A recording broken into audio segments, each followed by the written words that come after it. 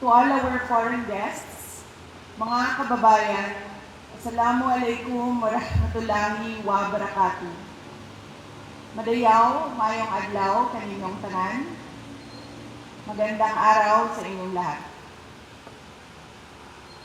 Today, we celebrate not merely a date, but the courage of a people who fought for freedom and sovereignty. Noong Hunyo 12, 1898 sa Kawit, Cavite, ipinahayag ni Pangulong Emilio Aguinaldo ang pagsilang ng isang malaya at nagsasariling bansang Pilipinas. Matapos ang mahigit 300 taon ng pananakop. But freedom was never a gift. It was paid for and earned through courage. It was paid with Filipino grit and bravery. When the Treaty of Paris transferred our homeland from one colonial master to another, without the consent of the Filipino people, our forebears refused to be bought and sold like property. Pinili nila ang paglaban kaysa pagsuko, ang dangal kaysa pagpapasakop. This is our inheritance. Lumaban tayo sa bawat puwersang nagtatangkang magdikta ng ating kapalaran.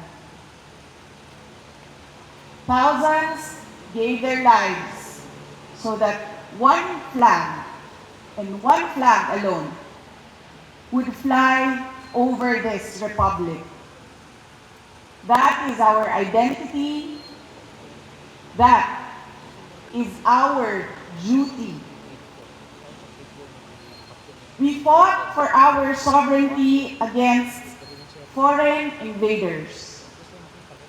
But sovereignty is not lost only to those who come from foreign shores.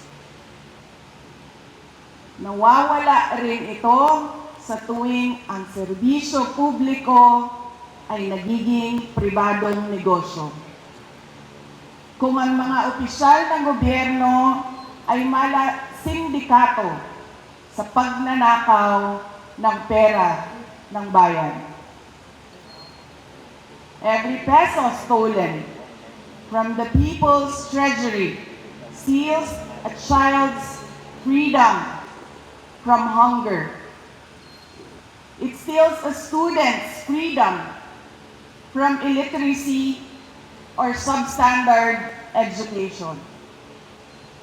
It steals a patient's freedom to obtain quality health care.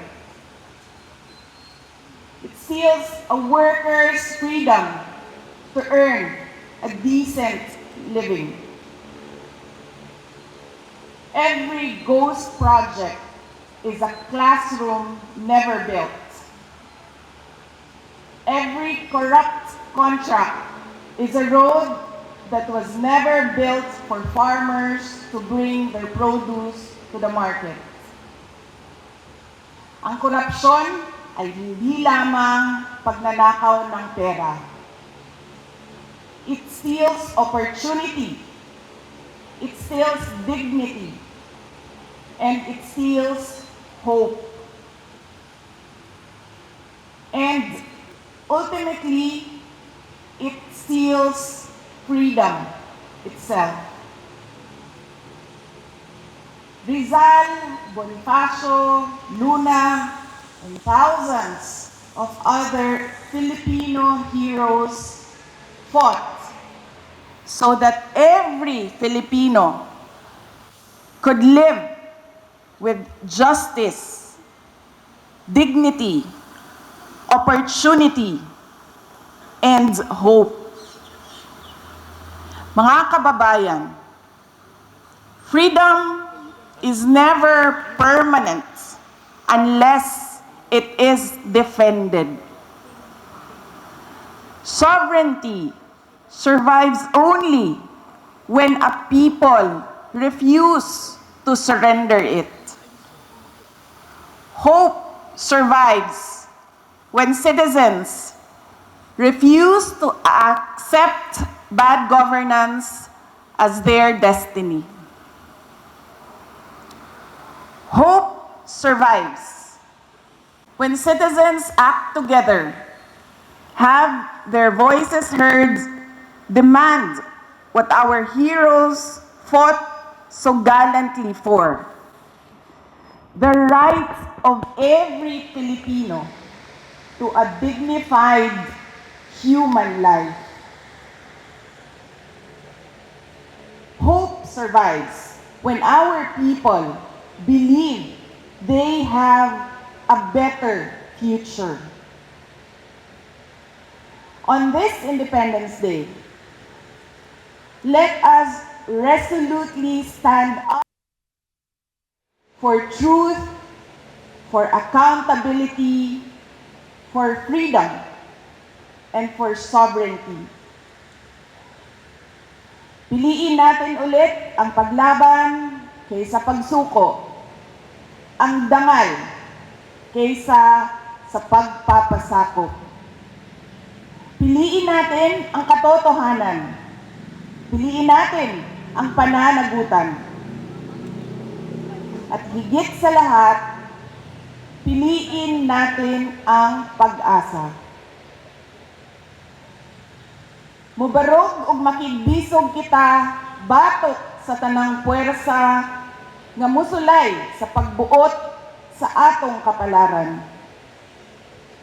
Uban sa paglaom nga nagikan sa dili malupig nga gahom sa kasing-kasing sa katawhang Pilipino. Ang Independence Day mao ang atong adlaw sa paglaom nga ang kagawasan ug soberanya maugyod ang atong tinuod ug malungtarong kabilin. Mga kababayan, ang lahat ng ginagawa natin ay para sa Diyos, sa bayan, at bawat pamilyang Pilipino. Syukran.